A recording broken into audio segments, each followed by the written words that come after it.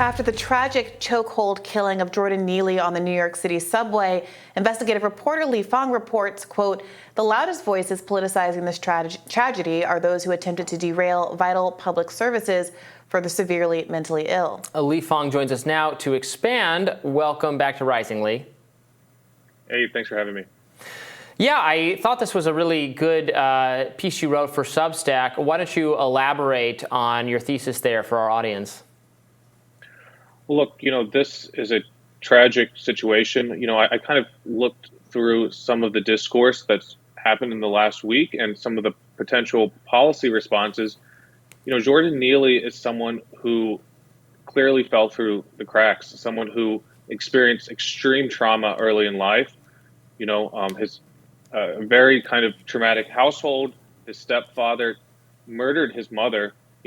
As he approached adulthood and reached the age of 18, the age that so many Americans are graduating high school, entering college, really blossoming into life, he had to testify at the trial for his stepfather and discuss these kind of gruesome details. And according to family members, it was because of this tragedy that led to a mental health spiral.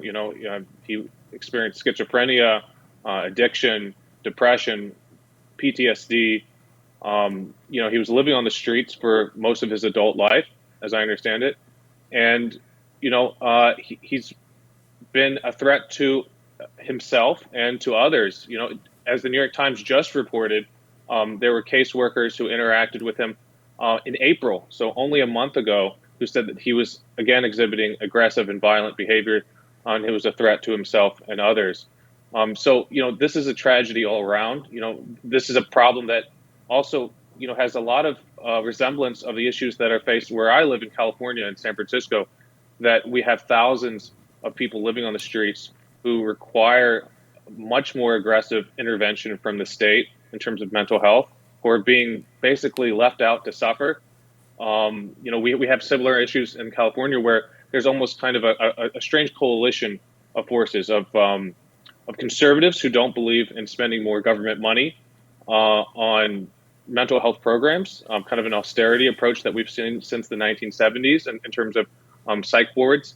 And we have a certain set of leftists who believe that hospitalization programs, involuntary treatment for people who are, a threat to themselves and others because of addiction and other severe mental health disorders, that any of these programs are a form of incarceration. So they lobby and litigate against any of these programs. So it's a kind of an odd coalition, but we see it actually in New York City and in San Francisco, where, we can't get the treatment that is needed for individuals like Jordan Neely. We still don't know all the facts about what happened on that subway train. NBC reported that he was threatening passengers, that he was acting violent, and there was kind of some kind of confrontation that led to several passengers restraining him, and one passenger putting him in a chokehold that led to his death.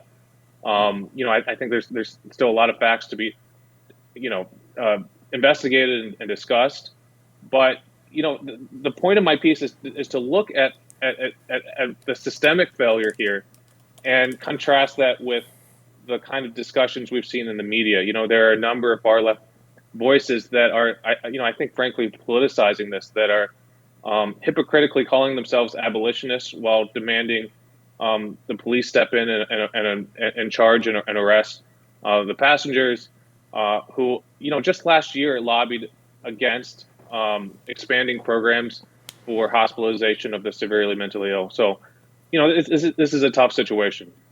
It's interesting, Lee, because I think the frustration that many people on the left have is that there has been a robust movement in quite the opposite direction to address issues about violence in the subway, disruptions in the subway, concern about people who are homeless and mentally ill, with more funding for social support programs, including programs for the mentally ill. My understanding is that a lot of the objections to Eric Adams' plan had to do with the use of cops, not the deployment of mental health actors, but increased funding to police departments under the cover that they were going to be used in a mental health capacity, but that, of course, voluntary committal made more easy is a no-brainer. But that there is also the civil liberty concern about wanting to make sure that involuntary committal doesn't become a workaround for basically continuing to use incarceration as a way to not deal with an underlying mental health concern. And so when that is happening, at the same time that there is also a very right-wing politicization of the issue that refuses to contend with the wisdom of allowing individual citizens to engage in a kind of vigilantism and kill passengers on subways when those passengers in this particular instance had not laid a finger on anyone else in the car, feels like a little bit of a misdirection. So I think there is a really healthy conversation to be had about what kinds of interventions could actually have helped Neely, who was touched by the system at a lot of different points, who might have just been a person whose problems were abnormally extreme and beyond the realm of even what good social services can provide. But also in the case of what happened on the subway, Neely, there's been no reporting whatsoever after now a week almost that he laid a finger on anybody. And it does seem to me that there's a lack of conversation or acknowledgement on the right that it might not be the best idea for passengers to put other passengers into a chokehold, especially when they haven't actually engaged in a physical confrontation in that moment. What do you say to that framing? Well, I think there's broad agreement that violent vigilante justice is not a good idea for society. I don't think any one of us want that.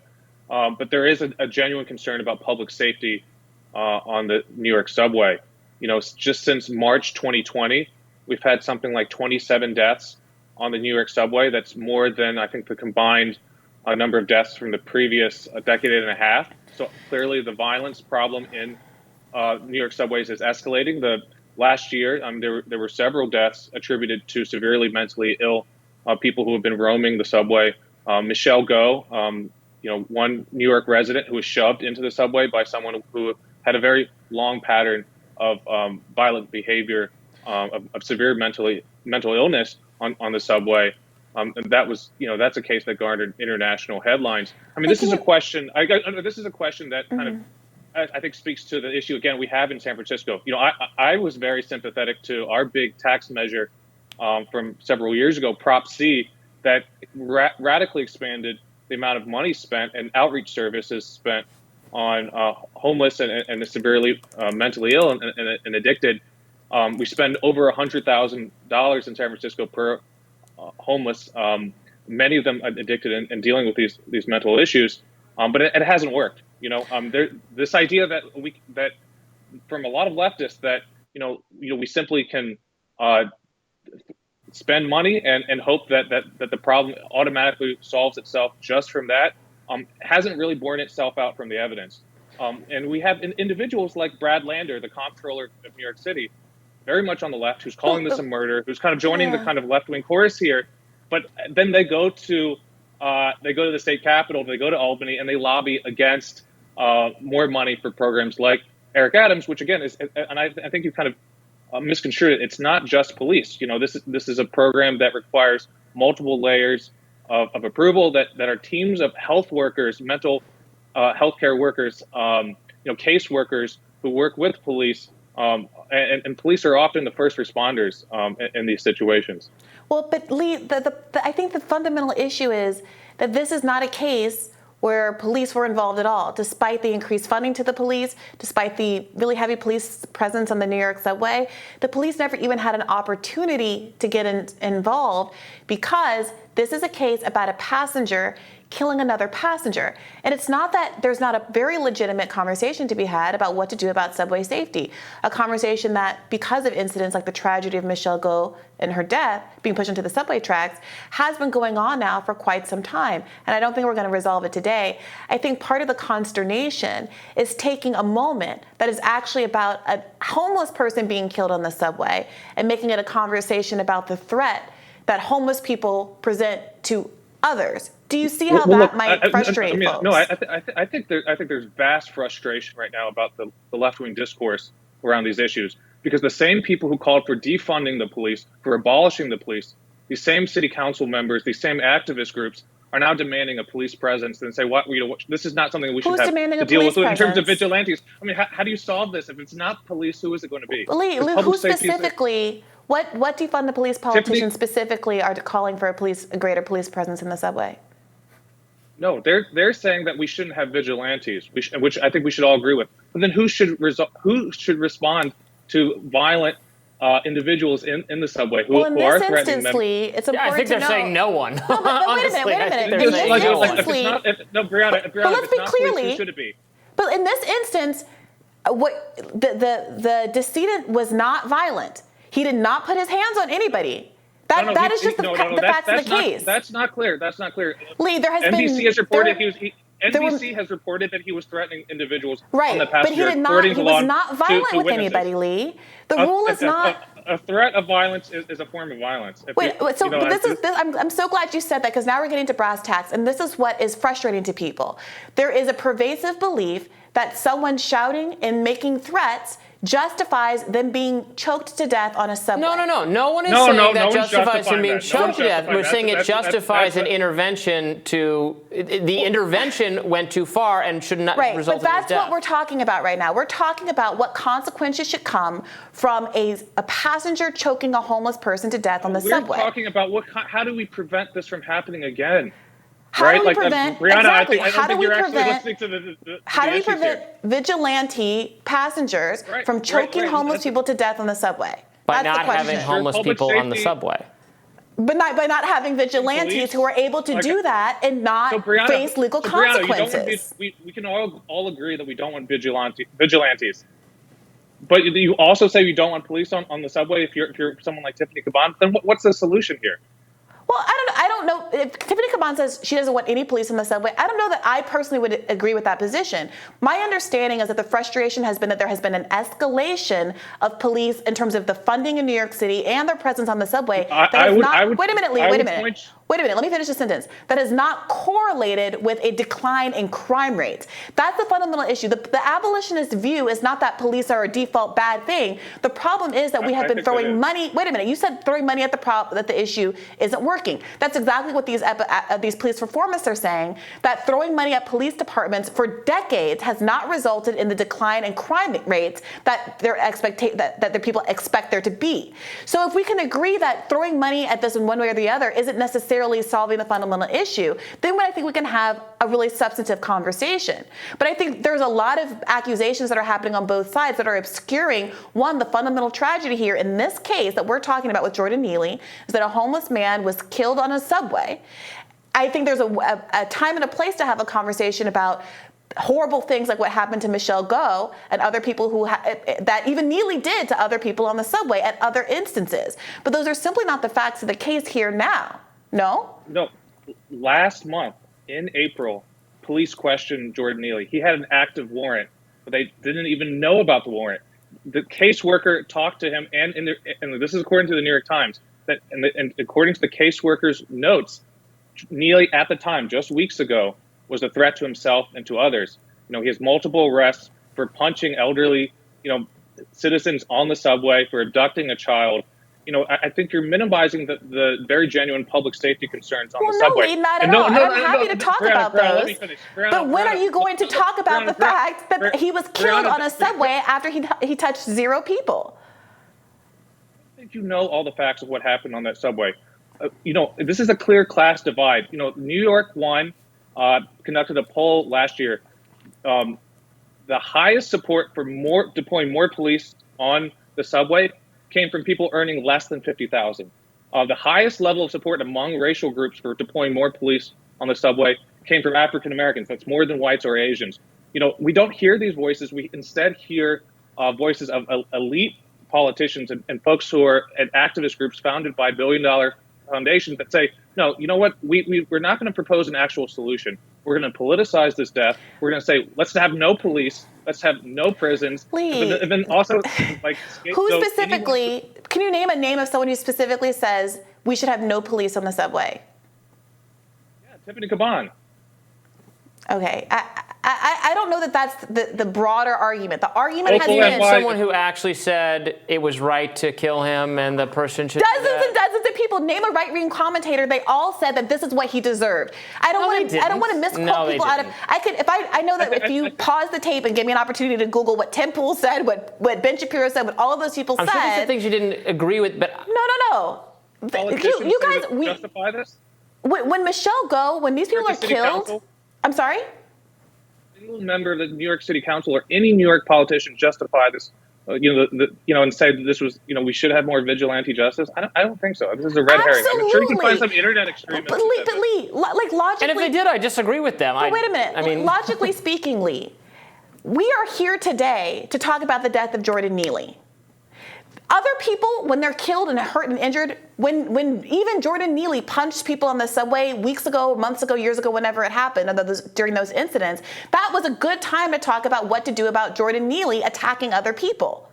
But it does strike me as very interesting that in the moment where people are protesting because the man who killed Jordan Neely has no charges against him, and we suspect will have no charges, there doesn't seem to be much in the way of investigation, and after the press has done a great deal of newsworthy investigation about his past, we know absolutely nothing about Penny, the man who killed Jordan Neely, that there is an asymmetry there that is causing people to be frustrated. I personally do not disagree with the fact that there is a lack of real-world solution to what to do about what is a sincere safety problem on our public institutions, in our subways, in our streets, etc. It is true what you were saying, that simply throwing money at social programs, although I think that much less money has been thrown at social programs than the police, does not prevent someone like Neely having the outcome that he did. That is obviously true. The social system touched him in many ways, and we still had a terrible outcome. It is also true that escalating police budgets have not lined up with lower crime rates. Can you acknowledge that as well, Lee? No, because that's worth a separate discussion, because there's a very disingenuous discussion around police budgets, most of which goes to pensions, right? Like much of it goes to pensions. What we do know from decades of research is that active duty, visible police presences on the streets and in subways do reduce crime, but simply spending more money on retirement benefits for cops clearly doesn't. Kathy Hochul and Eric Adams in October pledged 1,200 overtime shifts by New York NYPD officers to supplement the nearly 2,600 cops already assigned to the system. Maybe we will get another 1,000, 2,000, 3,000, 4,000, 5,000 cops in the subway. No, it's not just that. It's about policy. When cops were interacting with Neely last month, when he was acting in a way that was violent towards others and to himself, they could have taken him to rehab and gotten him this help he needed. We could have avoided this. That's the simple answer. I think that's a fair criticism, Lee, but that's a criticism of the police department. Your article, that's a criticism of the police, of the choices that are being made by the police department. I just want to say that, Lee, the entire system failed. I think that's completely fair. But Lee, the choice to, I gotta say, put the blame at the feet of leftists who have been advocating for those kinds of interventions, mental health interventions, all of this time. They're saying the cops should not even be interacting with them. They don't think the cops should even be there in the subway. I think taking a maximalist view, and I have declined to do this. I'm being faulted for not being able to cherry pick all of the worst right-wing statements that have been made about this, because I don't think that's particularly productive. And I also don't think it's productive to cherry pick the most extremist left, random internet person's statement about how the police should not have administered care to. I'm sorry? I'm talking about the city council who are racializing this. We don't know all the facts. They're saying this is an example of a white man killing a black man. This is a racialized lynching. I think those kind of statements are premature. But the goalposts are moving a little bit here, Lee. It's pretty clear what they're doing. I agree that some of those statements are premature. We don't really know what was motivating Penny. I do think that there is a broader culture where, Black Lives Matter is a slogan for a reason. I think that the optics of this, the choice to who can be strained and manhandled in those kinds of ways is very different according to race. We've seen 13-year-old black girls in high schools get body slammed by corrections officers and stuff for misbehaving in classrooms. I think that you can make that conversation, but I do think it's not necessarily constructive in this moment, and especially in the hours and days after this incident's happened. Well, we gotta leave it there. All I'm trying to do is clarify that this is a nuanced situation, I think, and I think that pulling out bad actors on either side to make them representative of the broader concerns that are being expressed by various communities isn't necessarily constructive. I'm talking about a big division within the Democratic Party, within the left. There are many responsible voices on the left that are trying to do the right thing, that try to help people who are severely mentally ill and need the support. But there are some voices on the left that are clearly pouring gasoline on a fire, that are politicizing this, and who lobbied against the kind of intervention that Jordan Neely needed. Are there advocates on the right who you think have been doing a good job advocating for the mental health care and support that would have prevented the situation? I don't think they have a voice in cities like San Francisco and New York. Where does the right have power in these cities that have these kind of severe problems? And again, if there's anyone on the right who's been, celebrating or rewarding or saying it was great that a homeless person got killed, that's really disgusting. I haven't personally seen a lot of that, but maybe it just wasn't filtered into my feed. Look in San Francisco. Every single city council member is a Democrat. The mayor is a Democrat. Where's the right? Yesterday, you pointed to the fact that he had jumped turnstiles as evidence of how these things happen when people are criminals, like when you jump a turnstile. And I know that you're going to say that doesn't mean I believe that he should have been killed. But when you bring up somebody's misdemeanor, that correctly. When you bring up some past action like that in the context of trying to have a conversation about why somebody was killed, it, of course, is being leveraged as a justification for why we should feel less bad about what happened to them. And I'm not saying you intend it that way, but that is what is happening. I don't think we should feel less bad about it. We should just take steps to avoid it happening in the future, and that it should involve people having psychotic outbursts on the subway. In 20 minutes of this conversation, are any of those steps going to involve any accountability for the man who choked Neely to death? I guess we'll find out. No, this segment is wrapped, and none, zero minutes of the conversation have been about any accountability or anything that should be changed to the behavior of the man who actively choked. Well, what do you mean? Yes, he should not have choked someone to death. Well, what more do you want me to say? This is why people are protesting, because they feel as though if people expected criminal penalties for killing other subway riders, that potentially they wouldn't engage in this kind of vigilantism. But if there are no charges, the implication is that people will feel entitled to take these kinds of actions going forward. Is that a concern for anybody involved? Yes, that's a legitimate concern. Yeah, we don't want more people choking people to death on the subway, so I'm not calling for that. Lee's not calling for that, and we're saying let's have mental health professionals, and then if it has to be forcible, probably police have to be involved, because probably mental health officials, like random passengers on the subway, are not well equipped to forcibly commit someone having a psychotic episode into mental health resources, right? That is actually going to take the involvement of the police. Well, I appreciate that acknowledgement. I brought, I think, a lot of attention to this kind of neoliberal libertarian streak on the left, funded again by like billionaires and very wealthy foundations like Ford, Carnegie, and Soros, that say, hey, look, without actually proposing any solution for public safety, any solution for the severely mentally ill, let's just get rid of all policing. Let's cut these budgets. Let's stigmatize policing. Every time that we have one of these crises, let's racialize it without knowing all the facts. I think that's just incredibly reckless. That's not a serious solution to our more systemic problem. I agree. And I don't think any serious abolitionists, maybe these neoliberals who are trying to exploit kind of abolitionist sentiment, but I don't think any serious abolitionists think that you should just get rid of the police tomorrow and not accommodate the fact that so much crime is happening. I'm sorry. Well, and I don't want to spend more money. I don't want to throw more money at police to, buy more like SWAT team gear or, conduct more no-knock raids or just like enlarge the pensions of the most senior police officers, like that kind of thing. We need good police. We need to attract people to the profession and then train them well to diffuse dangerous, difficult situations. And obviously, we've all seen videos of that failing any number of times, and it deserves all the criticism and accountability for police officers who do a really bad job. Absolutely, I support all of that. I'm not. I don't think I've shied away from being critical of police when they deserve it, which is frequently. But I appreciate all the time you guys are devoting to this segment. I wish we could also get into just kind of the more nuanced discussion of policing that this quote unquote abolitionist rhetoric totally kind of demolishes. You look at cities like Richmond, Newark, counties like Prince George's County, where increased training and money to police departments for the types of policing, the kind of community policing, the interactions and trust building exercises that can intervene in the lives of young men and create a better relationship with policing that reduces cases of police brutality, that reduces violence in society. It's a win-win.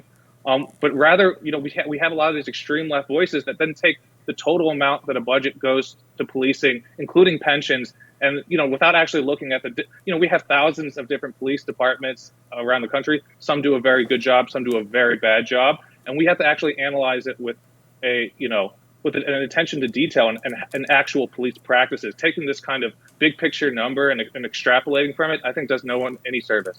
All right. Well, we did have a long discussion about that. Lee, thank you so much for joining us. More Rising right after this. Thanks for having me.